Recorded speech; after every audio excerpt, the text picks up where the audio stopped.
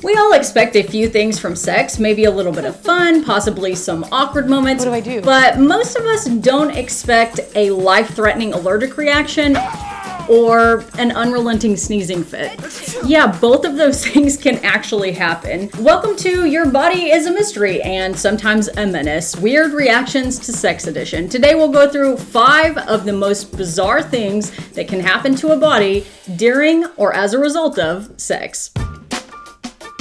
The first one on our list is seminal plasma hypersensitivity, or semen allergy. Yeah, you can actually be allergic to someone's semen. This has only been described in female patients. However, there's a possibly male counterpart that we'll talk about a little bit later. Usually this will be noticed the first time someone comes into contact or their mucous membranes come into contact with semen or seminal fluid. But there are actually reports of it being partner specific, meaning someone's had other partners, never had an issue, new partner, suddenly allergic reaction related to this. And interestingly, once they have that, they seem to go on and experience it now moving forward with every partner they have in the future, which is unfortunate, but medically highly interesting, probably related to the exposure event and the immune response that your body has. So basically the mucous membranes, usually the wall of the vagina, come into contact with semen and this initiates an allergic response. Typically the symptoms occur immediately, but they can kind of linger for days. This can be a local reaction, which is like severe burning, itching, pain, or actually more commonly, it can be a systemic reaction, which is really fascinating, but would, I'm sure, be an awful experience. So a systemic reaction means more body-wide symptoms, and this would typically present as like hives, body-wide itching. You can get GI symptoms like nausea, vomiting, diarrhea. Some people get itchy eyes or stuffy nose or a runny nose. Basically any symptom that you might note with an allergy. And horribly, there are case reports of people having actual anaphylaxis as a result of this. Anaphylaxis is a severe immune-mediated allergic response in your body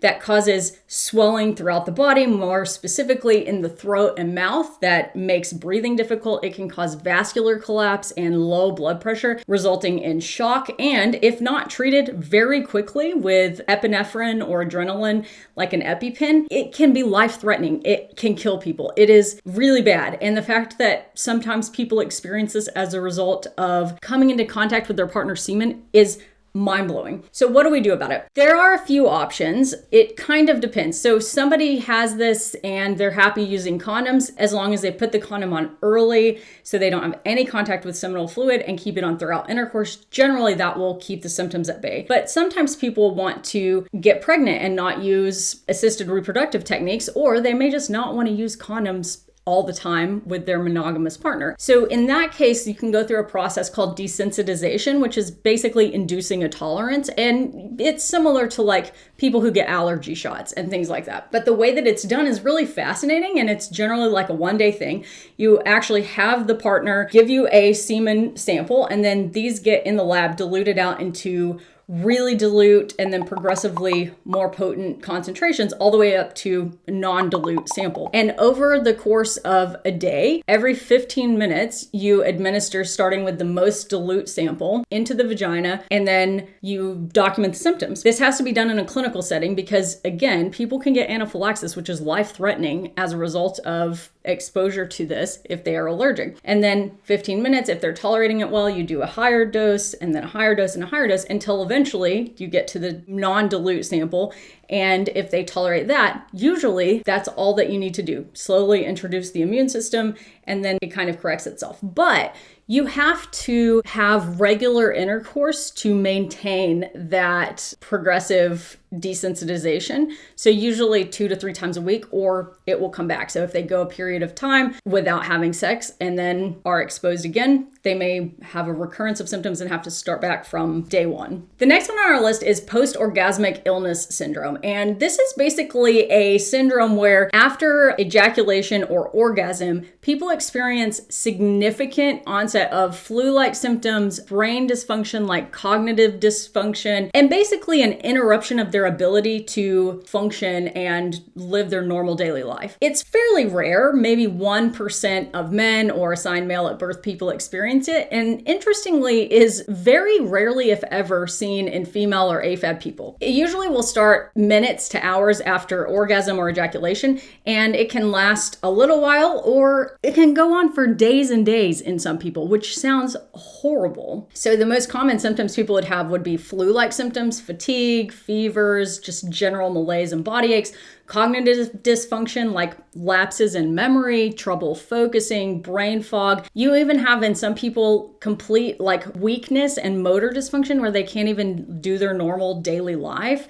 And it can be really debilitating for these people. The cause is not fully defined. We don't understand this enough to make a real educated guess as to what causes it, but the theories include various autoimmune, neurologic things, and allergy mediated. And there are some theories actually that this is the male version of SPH, which we were discussing earlier. So it could be that we see that mostly in women AFAB people and this mostly in men AMAB people, and that they're similar entities just manifesting in different ways. Because we don't fully understand it, treatment becomes a bit difficult. Some people get improvement with medications like antihistamines. Other people can do desensitization, similar to what we were talking about with SPH. And for some people, they just have to mediate orgasm frequency. And that sounds like a miserable way to live. But I guess if you feel this terrible after having an orgasm, then it probably is your only option. These are all so medically strange and fascinating to me, but I'm sure some of you have some equally fascinating stories. So drop your comments down below about the strangest body malfunction that you've experienced as it relates to sex or intercourse. And maybe if we have enough, we can actually make a whole video with all of your stories. Number 3 is postcoital dysphoria.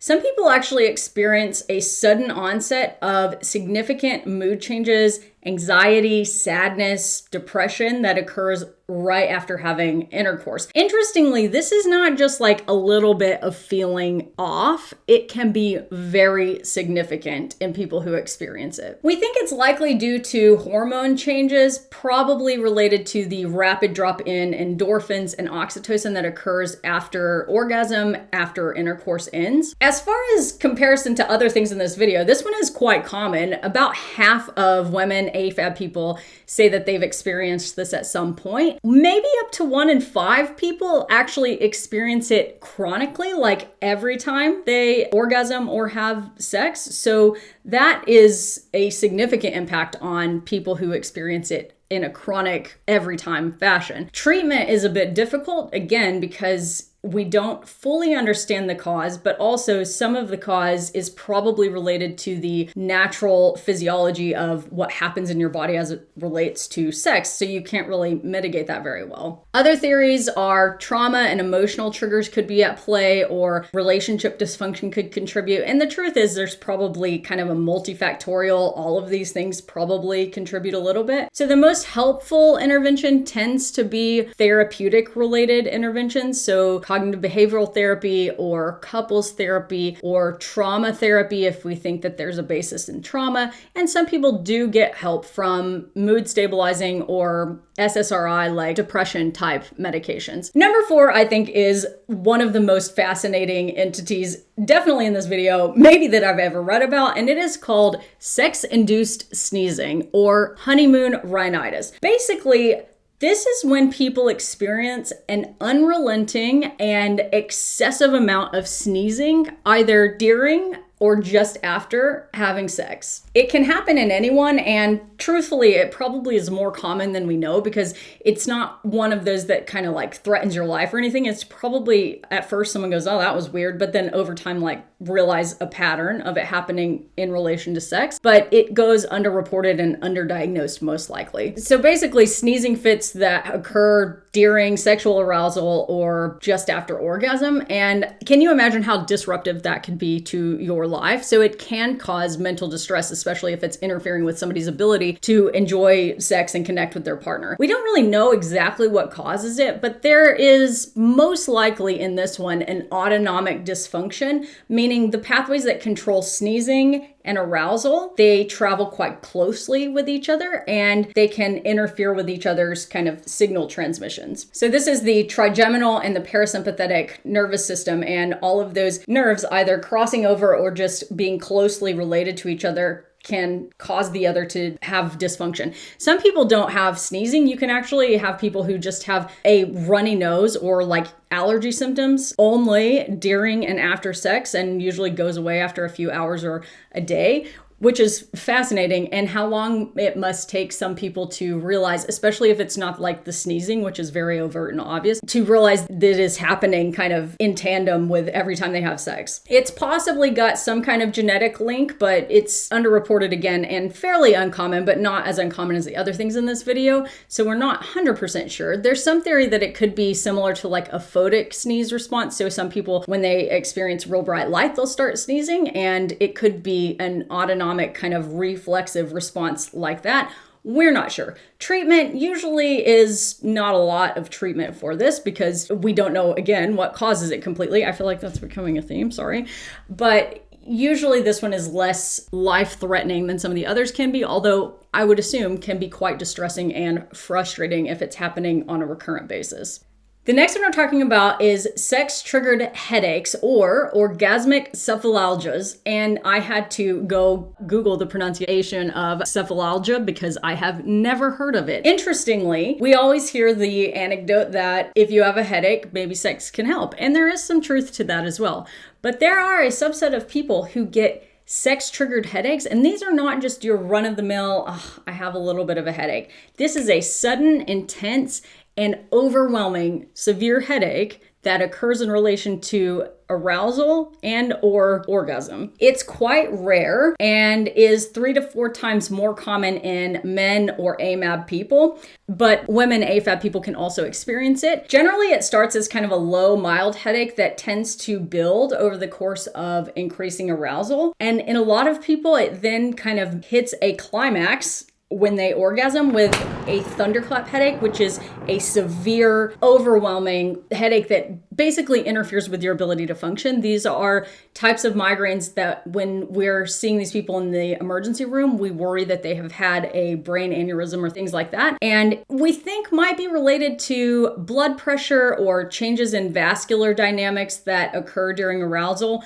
but we can't really explain why it happens only in a small subset of people. It's basically like a severe migraine. This is a type of migraine that some people get, and it can be theorized that these people are just at an increased risk for these vascular headaches or these types of migraines, and that sexual arousal and orgasm kind of is their trigger. The symptoms can last for a few hours to a few days, and some people will experience it only a few times in their life, and some people it will be every single time in a chronic fashion, which you can imagine would cause quite the degree of dysfunction in your ability to connect with a partner or enjoy your sex life at all. Treatment is quite similar to how you would treat these types of migraines when sex is not the trigger, and that would be with NSAIDs or non-steroidals like ibuprofen sometimes can help with the headache, and some people will benefit from using a beta blocker, which is a type of blood pressure medication that also has a significant vascular effect, and it would be taken just before sex and can help mitigate the symptoms. Additionally, making sure if blood pressure is at play that is well managed outside of these triggers, and sometimes relaxation techniques and things like that. I hope that you learned something today, and next time something weird happens during sex, just remember it could be weirder. And if you are in the small subset of people who experience any of the conditions in this video, you have my deepest sympathy and also my medical curiosity.